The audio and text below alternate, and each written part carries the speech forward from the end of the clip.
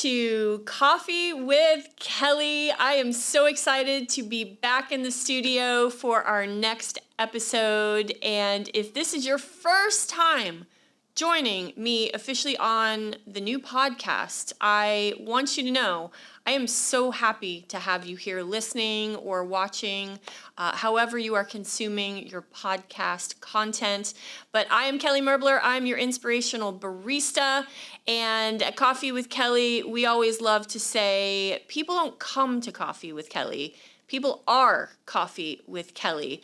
And so if you've been around for the 5 years that I've been doing Coffee with Kelly on Zoom, and now, as you can see, I'm bringing it to you, I'm going to call it Coffee with Kelly to go, because now you can take it with you in the car, while you're cleaning your house, doing a walk or a workout. And we always like to say that this is a community that is created around personal growth, leadership, and authenticity.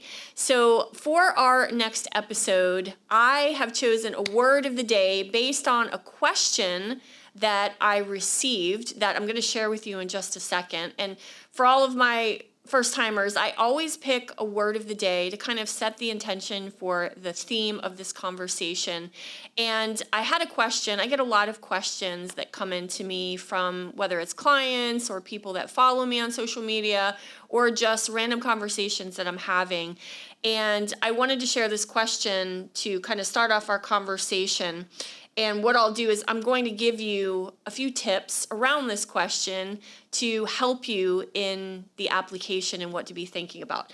So the question is, and then I'll tell you the word of the day. So this question came in from Rebecca. So Rebecca, thank you for your question. The question is I care deeply about my people that I'm leading, and I'm trying to be an engaging leader, but it feels like what worked before doesn't work anymore. Can you relate? So the question is, how do I keep my team engaged without burning myself out or constantly reinventing the wheel? So I know there's a lot of leaders out there that are faced with this problem. A lot of the leadership development work that I'm doing, I get this question all the time.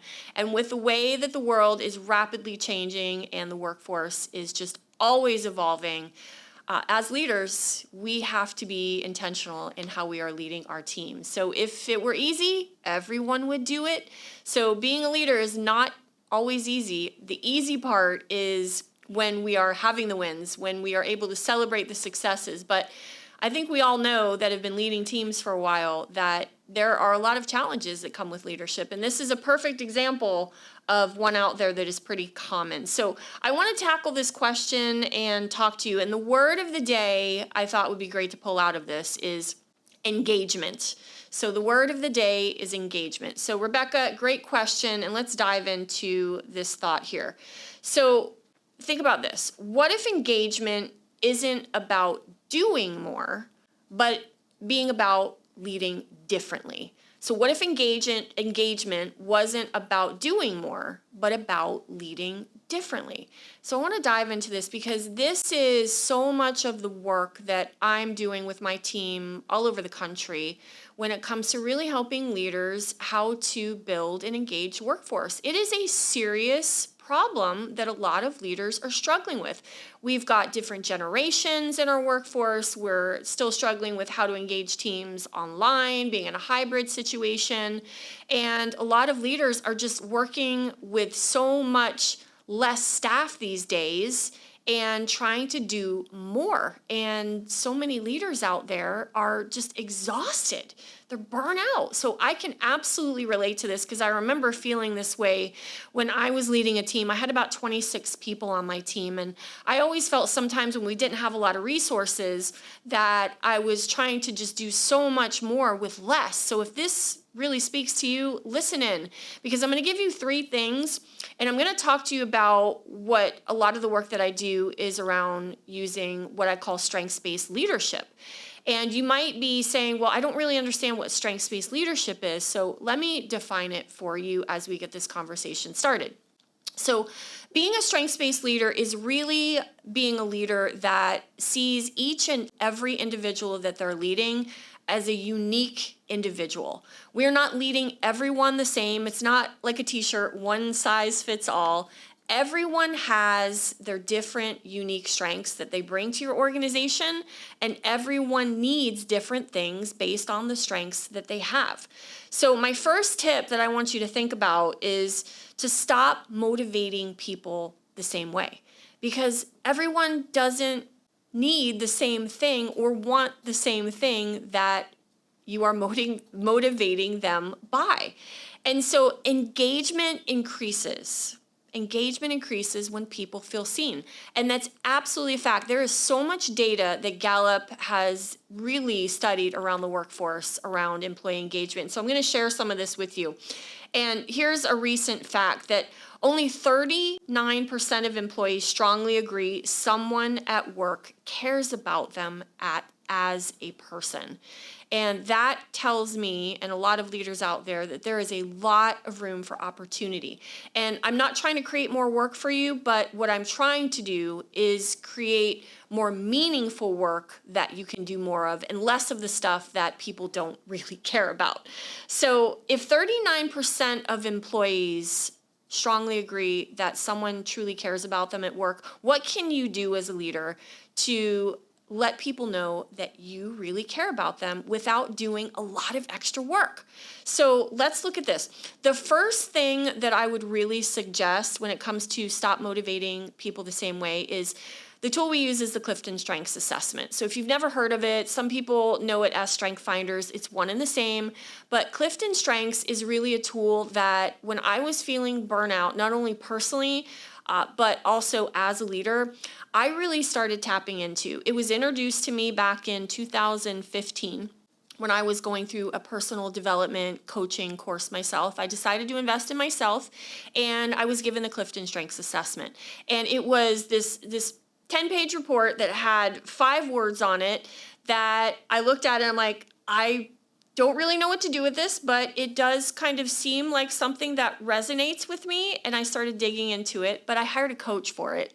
And once I had that coach really work with me on understanding my true strengths and how I really showed up as a leader, what I really had within me, and how I could use that in my leadership abilities, it really started to uncover a lot of aha moments for me as to why I was personally feeling burnout so many times in my career, because I was doing so many things that weren't playing to my strengths, and I was trying to be something that I was just never really going to be above average at.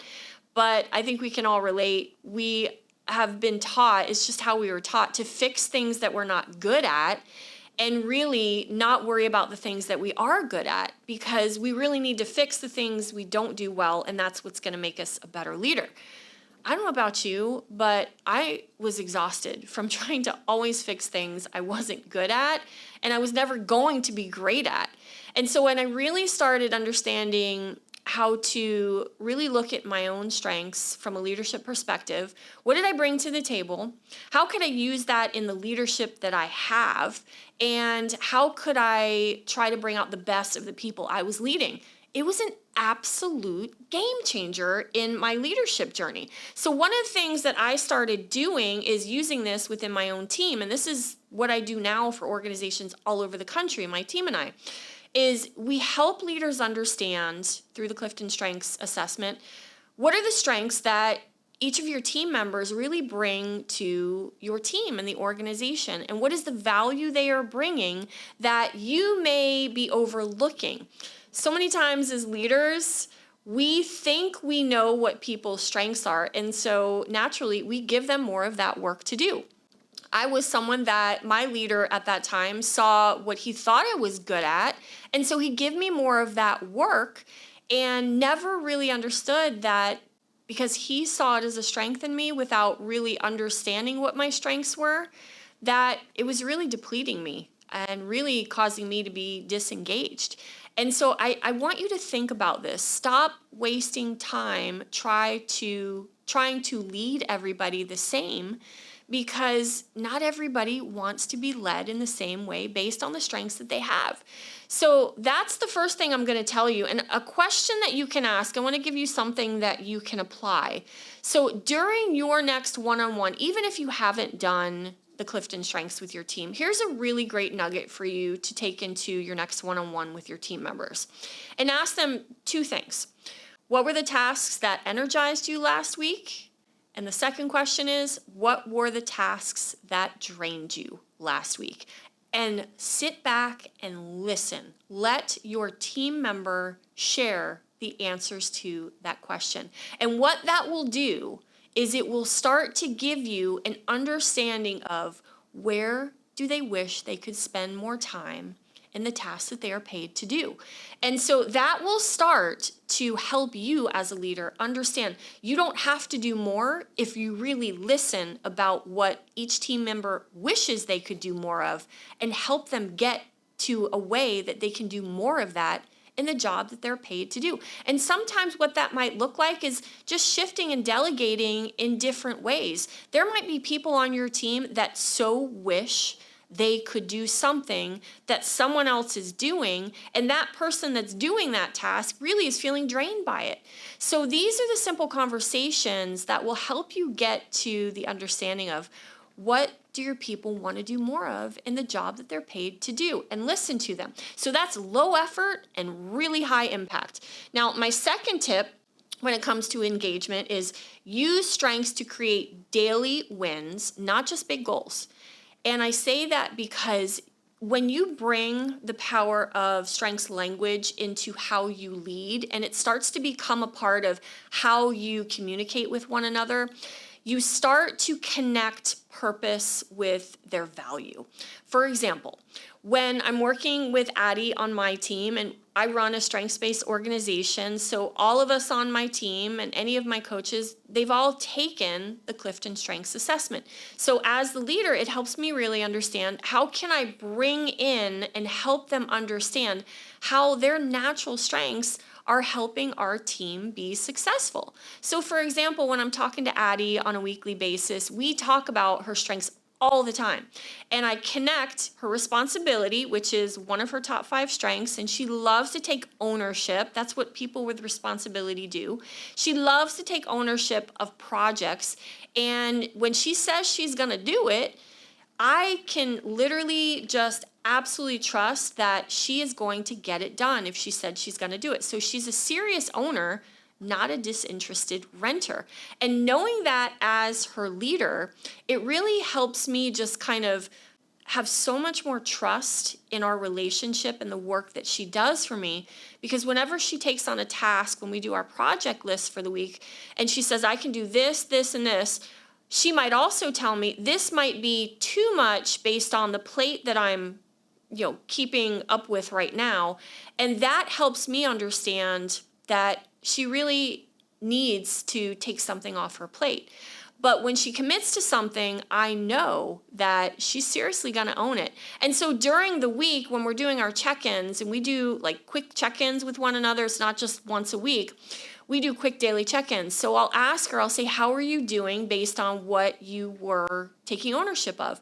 And she will absolutely let me know if she needs anything, if she's feeling overwhelmed in any way. And at the end of the week, what I'll do is I will tell her, I'll say Addie, and I'll specifically use her responsibility strength to tell her what a great job she's done.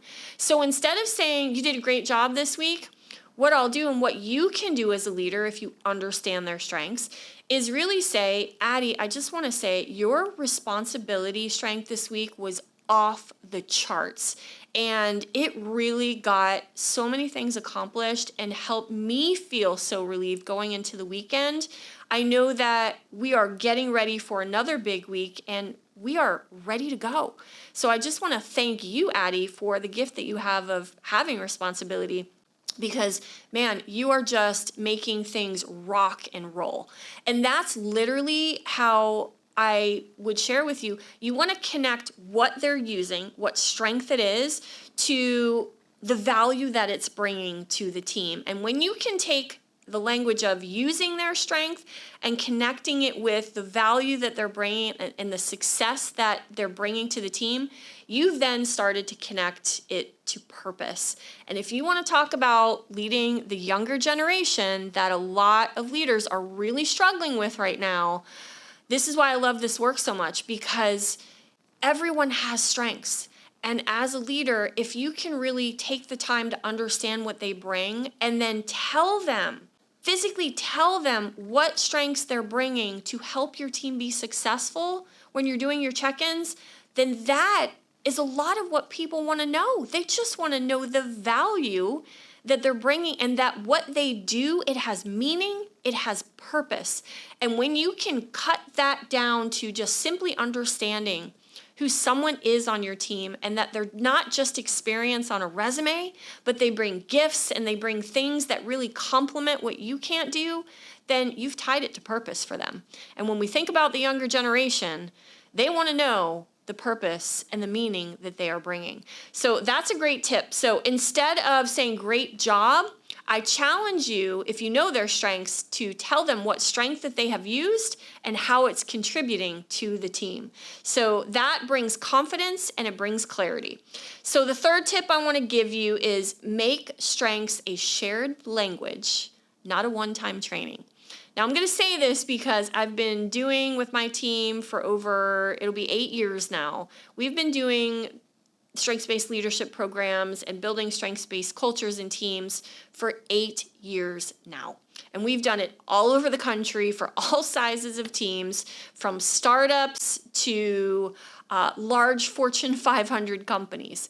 And one of the biggest things that my team and I notice is that so many leaders go into this type of work with the mindset that they want to build a strengths-based team. And they think by giving the assessment and doing a half-day workshop that they have checked the box. They've done it. They are now living in a strengths-based team world. And I don't want to take any credit away from any leader that has done something with their team. So hear me loud and clear. If you have done some sort of development training with your team, I commend you, because you're doing more than a lot of leaders are. So congratulations on doing that. But I want to help you also. And you have to remember that this is just not a one-time check the box thing. And when you can bring CliftonStrengths and strengths language into how you do things in your day-to-day work, and it starts to become not a one-time training, but an evolving ecosystem of how you lead, then you're not only going to find that it takes more off your plate because you are allowing people to work within the strengths that they have and the rhythms that they do work and how they see work to be done best, where they start to go into autopilot. Because strengths are literally, it's the innateness that we do things and how we proceed with work.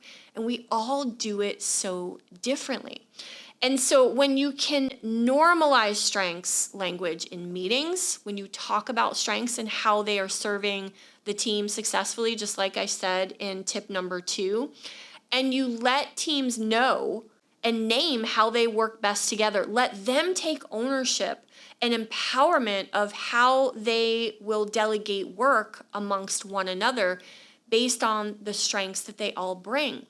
When you have a team that is truly what we call a well-rounded team, that's when you have a team that brings all their strengths to the table. They understand how one another shows up at their best, and they empower one another to work towards the goal that you have assigned to them. They empower one another to lean into each other's strengths, and they know who to go to when they're stuck in a challenge that may not play to one of their strengths, but they know that the person in another department that has a strength that can really help them in this challenge, they can either pick up the phone, hop on a Zoom call, or go walk over and talk to them if we're in the office. And what that's doing and what that's creating is you are building the bench of the next leaders on the team. So it's empowering your team, helping them grow and develop, and helping them step into being the leaders of how work is delegated on a team. And for the leader, that's taking things off your plate that may be causing burnout because you just haven't taken the time to really understand who you have on the team and allow them to help you understand how they can play more to their strengths to do the best work and be most engaged in the work that they're doing for you, the mission, and where you're headed with the organization. So what can you ask? Here's an action for you. A question you can ask is, what strength do you want the team to lean on you from this week?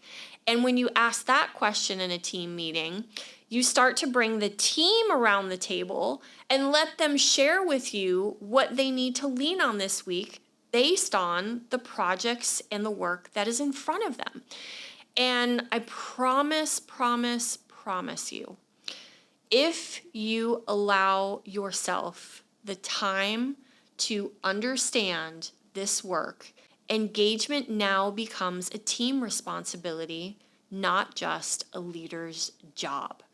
So I say all this not only because I have used it myself in my own organization and I see the power of what this strengths work does, but the data is there behind it. And people that use their strengths in the work that they do are 6 times more engaged in the workforce.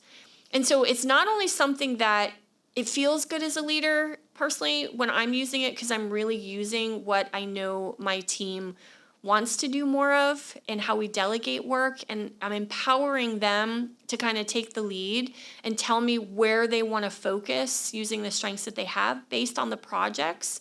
So I'm making sure the goals are clearly established up front, and then I'm empowering my team to say, here's our goal. Tell me, what strengths do you want to use this week, and how can you lean into one another? And what's happening is it's taking a lot of that stress and anxiety off of me of how to assign different things, and I'm empowering the leaders on my team. And Addie, she's 25, so she's Gen Z, and I empower her to tell me how she wants to run the project this week based on what she can bring to the table. And then we do our daily and then our weekly check-in just to share how my strengths have helped her and how her strengths have helped us complete the project. So as we start to wind down this message, I'm going to give you a challenge. And I always want to leave you something, not only to inspire you, but I want to leave you with something that you can truly use in practicality, because I think that's so important when it comes to the messages that I want to leave you. I want to not only inspire you, I want to give you something that you can put into practice. So what I would say is, if you're feeling burnout, if you're feeling you've tried everything in engaging your team, I challenge you to not try to engage everyone next week. I want you to really choose one person intentionally. Who do you want to put your focus on in the week ahead? Who needs a little bit of love? Who needs a little bit of your time? And who do you not know much about? Maybe they're a new employee on the team, or maybe they're someone that has been on the team that just needs a little of your attention, even if they've been doing a great job. Don't let the team members that have been doing a great job escape your thought that they don't need you, because I've seen it time and time before. Some of the team members that have been there the longest need you even more than the new ones, just to know that they are making a difference. So I challenge you, don't try to engage everyone this week. Choose that one. Who is that one on your team? And sit down, have a conversation, and ask them the 2 questions I gave you earlier in this podcast, and start to apply that type of conversation and let that person know how they have contributed to success on the team through the strengths that you either have identified through the CliftonStrengths assessment, or if you haven't done that, through the way that you see their strengths helping the team. Now, if this is something that has truly given you a different way of thinking about how to lead when you're feeling burnout and overwhelmed, and you've got a team that you're trying to keep more engaged and try to raise engagement, if that's on your radar and you want more information about that, well, good news. That is what my team and I do so much. It's the work that we do 90% of the time across the organizations that we work with. So I'd love to help you if there's anything that we can do to support you in this journey. But I'm also here to just give you tips. If you are that leader out there that just needs something to understand a different way of looking at things, then I hope today's episode has really helped you. And I hope you will be back for more messages in the future, because I love talking about employee engagement. And so our word of the day was engage and engagement. And just remember that people don't come to Coffee with Kelly. People are Coffee with Kelly. Thank you so much for joining me on this next episode. I've got another great message coming to you next month and can't wait to spend that time with you again. So have yourself a beautiful day. Cheers, everyone.